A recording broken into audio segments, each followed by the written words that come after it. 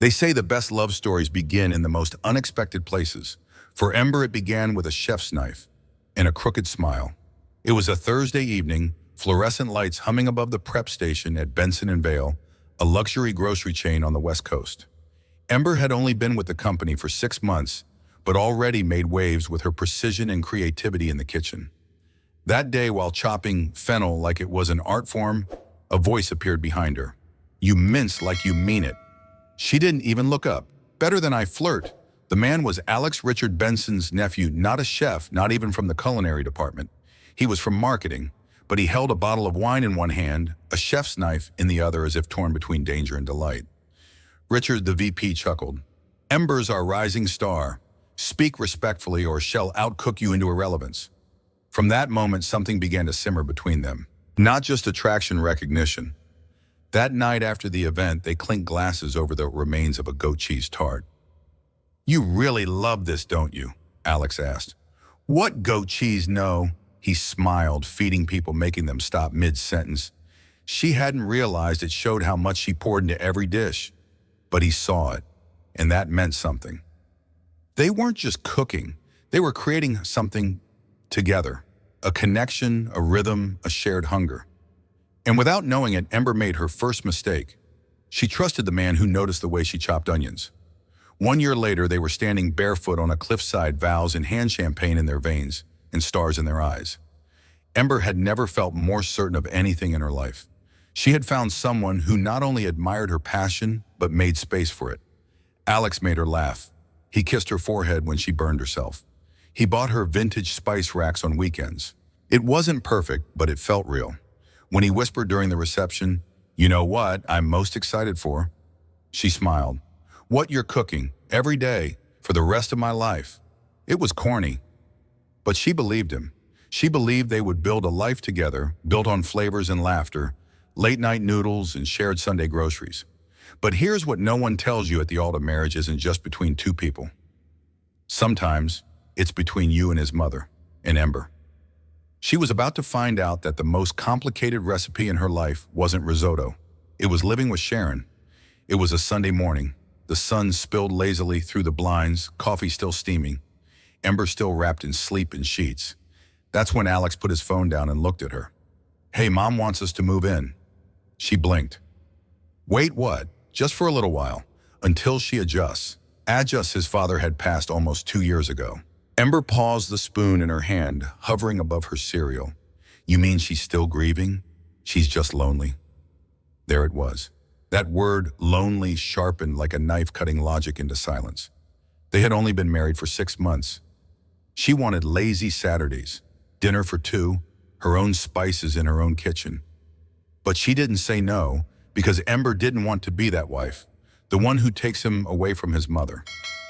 So she smiled, that polite, pressured, paper-thin smile, and said, "Okay, just for a while." She didn't know it then, but she had just agreed to move into a house where love came with conditions, where every meal would be a test and every smile from Sharon a warning. She didn't know it, but she had just stepped into a kitchen lined with knives, not pots. Sharon greeted Ember with a smile, the kind of smile that doesn't warm a room, it chills it. Her arms opened just wide enough to check for weakness. Her perfume smelled like Chanel, but Ember could swear it was laced with control. "I've heard so much about you," Sharon said sweetly. "And your cooking." Her tone dripped like honey, but her eyes calculating, as if Ember were a contestant on some unspoken reality show. "Alex says you're quite the chef." Ember laughed, nervous but polite. "I just love to feed people." Sharon nodded, lips still smiling, eyes still scanning. "Wonderful. I look forward to seeing what you can do." Not what we can do, what you can do. That was the first signal this wasn't going to be welcome to the family. This was, prove you belong here. The house was spotless, the fridge was full, but the atmosphere, sterile, chilly, tense. Over the next few days, Ember noticed something strange. Every gesture from Sharon felt like a performance. She vacuumed with military precision, folded towels with the crispness of hotel linens, smiled through gritted teeth. There was no shouting, no slamming doors, just 1,000 tiny cuts dressed up as kindness. In Ember, she began to wonder, was she living in a home or a silent competition? It started small. The first jab was during dinner. Ember had made lemon chicken with couscous and roasted carrots, elegant, bright, comforting. Sharon took a bite, dabbed the corner of her lips, and said with that signature smirk, "Well, that's zesty." Ember smiled, hopeful. "Too much lemon is just an unexpected choice." She set her fork down like it had offended her.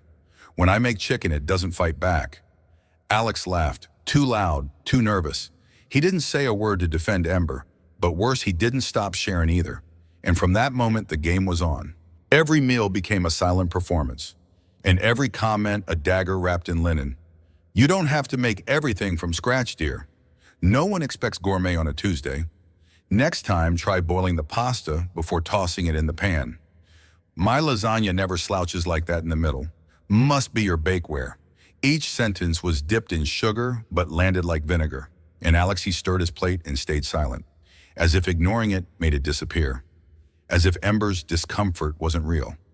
But it was. It was eating her from the inside, because the kitchen was hers, but the control was Sharon's, and every compliment from Alex after dinner felt emptier than the wine glass she gripped in her shaking hand. She wasn't just being judged. She was being erased. It was raining that night, the kind of rain that makes windows weep and silence heavier.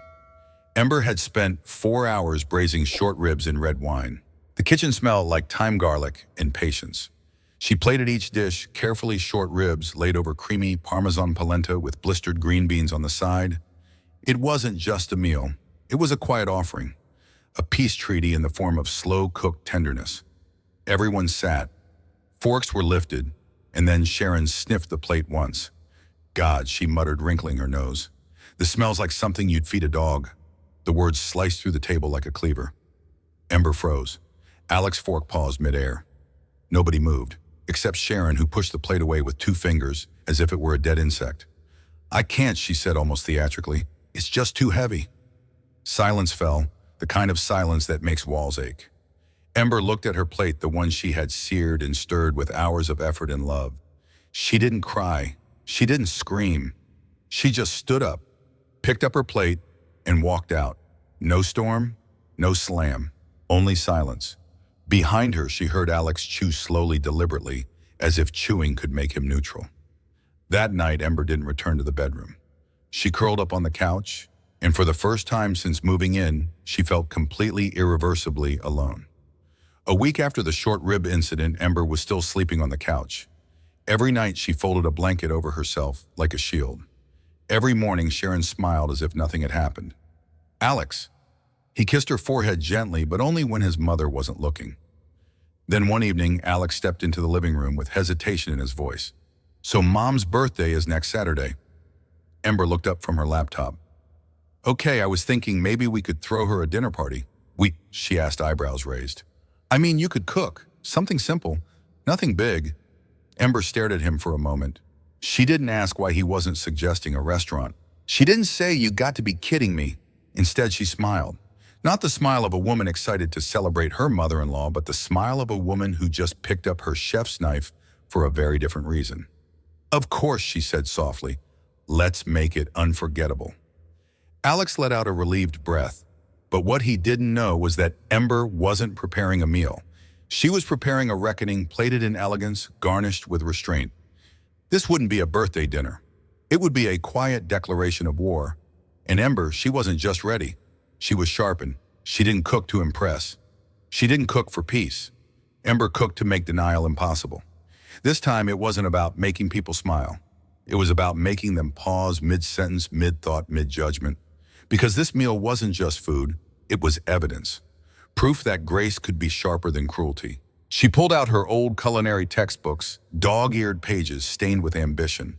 Chose a menu that whispered refinement, nothing flamboyant, nothing showy, just dishes that left no room for argument.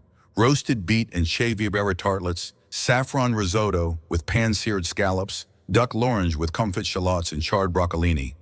Each ingredient was measured like ammunition. Each technique executed with surgical calm. She moved through the kitchen like a general. Not a single motion wasted, not a single spice out of place. Even the playlist was curated low jazz, steady rhythm, not for ambiance but focus. On Thursday night, Alex walked in and found her stirring tomato confit like a potion. He leaned against the doorway, unsure whether to speak or retreat. "You're going all out," he said. "Smells incredible." Ember didn't look up. "Just something simple," she said. "Can't have her thinking I'm showing off." He paused. "Thanks for doing this. I know things have been tense. Tense." The word echoed in her mind like a cracked glass about to shatter. She smiled, not warmly, but with control. "It'll be a lovely evening." He didn't realize she wasn't preparing dinner. She was building her defense, one dish at a time. Saturday arrived like a polished knife. The sky was soft with a watercolor sunset. Inside, the dining room glowed gold light dancing across eucalyptus garlands, antique plates, and flickering candles. Ember had curated it all. Every fork aligned, every napkin folded with elegance, every dish plated with precision. This wasn't just dinner. It was a performance, a silent masterpiece. Guests trickled in: Alex's cousins, his Uncle Richard just flown in from Montreal, and of course Sharon. She entered in her signature beige and pearls, scanning the room like a queen assessing her kingdom. "It's lovely," she said flatly. "Did you do all this yourself?" Ember simply smiled. Dinner began. First course, roasted beet and Schwarzwälder tartlets. Second, saffron risotto with scallops. Third, duck l'orange with confit shallots and charred broccolini. At first, just polite murmurs, then real compliments. "Wow, Ember, this risotto is insane. Is this duck? It's perfect." Even Richard gave a discreet thumbs up. But Sharon, she didn't say a word. She poked, nibbled, frowned. Then just as Ember began to pour the wine, Sharon cleared her throat. Her voice sliced through the conversation. "I have to say, this smells familiar." Everyone turned. Sharon smiled, but not with kindness. "Almost like the canned dog food my neighbor buys." She laughed. "Fancy label, still garbage inside." A beat of silence. Forks froze midair, breaths held, eyes widened. But Ember, she didn't blink. She didn't flinch. She just took a sip of wine. "I appreciate your feedback as always." The room stayed quiet, because in that moment, everyone felt it. This dinner wasn't just a birthday celebration. It was a test, and Sharon had just failed it. The silence still hung in the air, thick, stifling, like the moment before thunder cracks. Sharon sat back in her chair, proud of her performance. Smug, triumphant, as if she'd delivered the final blow. Ember kept her eyes on her glass, her fingers steady, but her chest heavy. And then a fork dropped, not in shock, but deliberately. Richard, the room turned, the uncle everyone respected, the man who had trained Michelin chefs who'd once cooked for French diplomats in Marseille. He stood up slowly, wiped the corners of his mouth, and set his napkin down with surgical precision. "Actually, Sharon," he said, voice calm but razor sharp, "I made this meal." A pause. Every dish. "Ember and I cooked it together this week." Sharon blinked. "You what? The tartlets, the risotto, the duck. That was me." He looked around the room. She coordinated. "But I did the cooking." The air changed. Gasps. Shocked eyes darted from plate to plate. From Sharon's smirk to her crumbling expression. Her face went pale, then flushed blotchy pink. "You're saying," she stammered, "I insulted your food?" Richard didn't flinch. "You did. The same duck I used to serve at French embassy galas. The same risotto that got me published in Culinary Trade Monthly." He leaned forward, but not aggressively. "Just enough. That dog food, yes, that was me." No one spoke. You could hear the candles flicker, the wine settling in glasses, the sound of Sharon's ego quietly collapsing. No one spoke. Not a gasp, not a whisper, just stillness. Sharon, who had ruled the room with smirks and snide remarks for months, was suddenly frozen in place. Her fork hovered above untouched duck. Her lips parted, but no sound came out. Alex looked between his mother and his uncle, mouth-open eyes flicking like he was searching for a script that didn't exist. Ember, she didn't smile. She didn't gloat. She just took a slow sip of wine, let the silence expand and let Sharon drown in it. Richard sat down again, calm as ever. He didn't raise his voice. He didn't need to, because the truth had already screamed loud enough. "I've been watching how you treat her," he said finally, "and how you let it slide." He looked directly at Alex, and frankly, I'm disgusted. The words dropped like stones into water, rippling across the room, breaking through months of denial. Sharon blinked, her voice barely audible. "Richard, I brought Ember into this family." But Richard didn't flinch. "And you've repaid her with insult after insult, mocking her cooking, undermining her talent." What for? He didn't wait for an answer. To feel important again, Alex looked down ashamed. Too little too late. Because that night, no one raised their voice. No one flipped the table. But Ember realized something powerful. Sometimes the most devastating truth doesn't have to be shouted. It just has to be heard in silence. For a moment, no one moved. Richard's words had cut deeper than any insult because they didn't just defend Ember. They revealed everything. Sharon sat frozen, eyes wide, lips parted, as if she couldn't quite believe she had been exposed. Alex looked like he wanted to disappear into his chair, but Richard wasn't finished. He folded his napkin, slowly placed it beside his wine glass, and then looked directly at his sister. You've been waiting for her to fail since the day she walked in, not because of what she cooked. He paused. Let the silence stretch, let the truth settle. But because of who she is, because she threatens you. Sharon opened her mouth, but no words came out. Richard leaned back in his chair. It was never about the food. You never hated her cooking, Sharon. You hated the fact that she earned something from Alex that you no longer control. The air shifted. What was once tension now became truth. Raw, undeniable. Ember sat still, not smiling, not crying.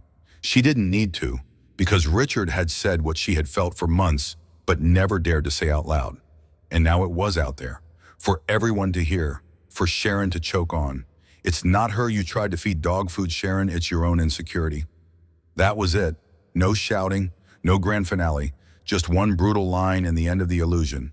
3 days after the dinner that changed everything, Ember got a text. From Alex, Mom wants to apologize. She's planning a Sunday dinner. She'd like you to come. For a moment, Ember just stared at the screen. Apologize? Was this remorse or another performance? She didn't answer right away. She didn't trust right away.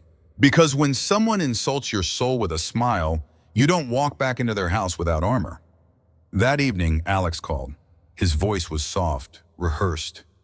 She's been different, he said. Quieter.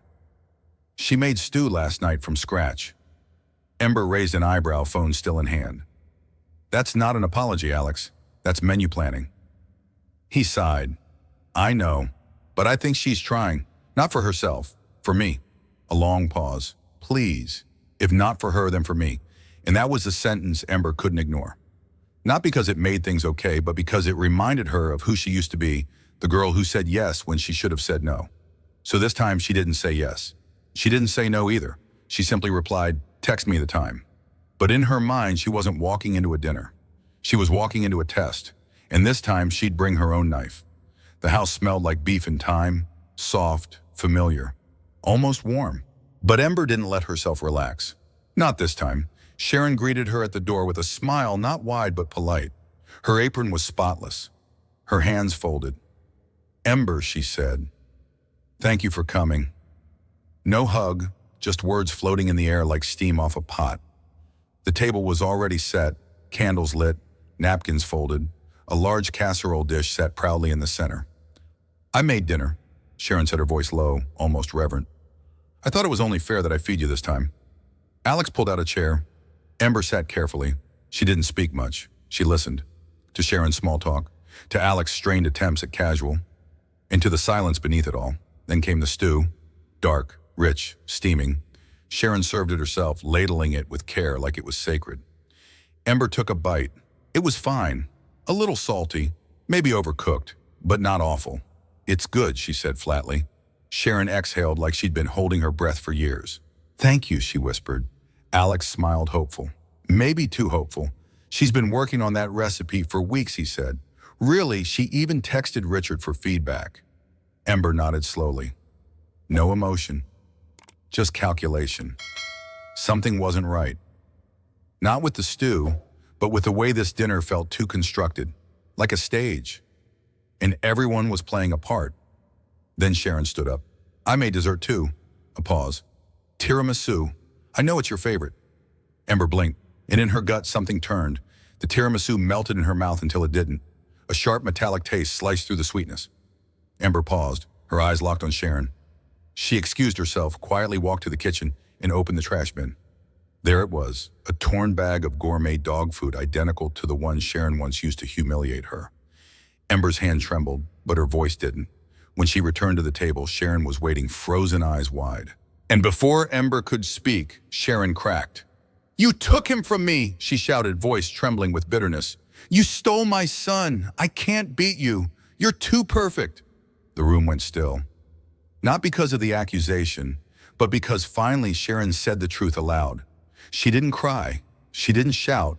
She didn't even say goodbye.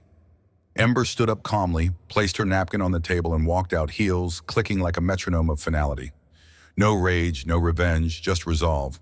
Because sometimes the loudest rebellion is silence. She didn't leave like a victim. She left like a woman who had finally had enough. Ember didn't disappear. She reappeared in the most unexpected place, a tiny culinary studio tucked between a laundromat and a florist with no sign except a single word etched in steel backbone. It wasn't just a kitchen, it was a sanctuary, for women told they were too much, for daughters-in-law told to stay quiet, for survivors of passive-aggressive wars waged over dinner plates. There were no shrill voices, no judgmental eyes, no mother-in-laws, only fire flavor and freedom. Because sometimes healing starts with reclaiming the space where you were once broken. A letter arrived, Alex's handwriting, inside apologies, memories, a promise I should have defended you. I'm sorry it took losing you to realize what I had. Another letter followed, this time from Sharon, short, raw. I'm getting help. I know it's too late, but I want you to know I see it now. I see you. But Ember never wrote back, not out of anger, not out of pride, just peace. She kept their letters in a drawer beside her spices between thyme and paprika, a quiet reminder that healing doesn't always mean returning. Sometimes it simply means choosing never to sit at that table again. Ember finally understood.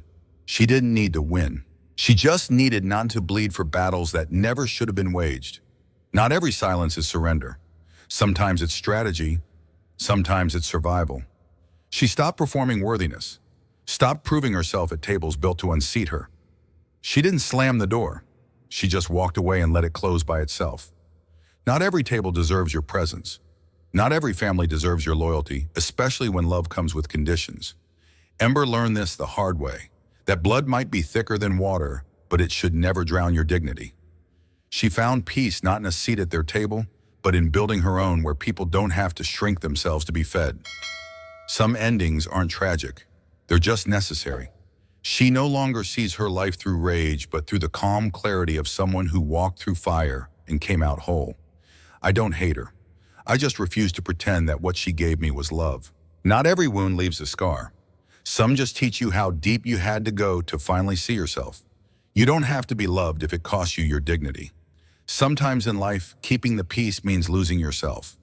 You pretend you stay quiet, you swallow insults just to make it through another dinner, another visit, another day. But peace that demands your silence isn't peace, it's quiet suffering in disguise. Ember didn't fight to win. She chose to walk away, and in doing so, she won herself back. She didn't seek revenge, she chose healing. That's the real power. Not every table deserves your presence, and sometimes leaving quietly is the loudest thing you can do. If you've ever stayed silent just to keep the family happy, if you've ever felt like you had to earn your place at someone else's table, if you're learning to say enough without raising your voice, subscribe. Not because we have all the answers, but because here you don't have to shrink to belong. Share your story, be your whole self, no apology required. And if someone ever said you're too sensitive, let them talk and keep being real.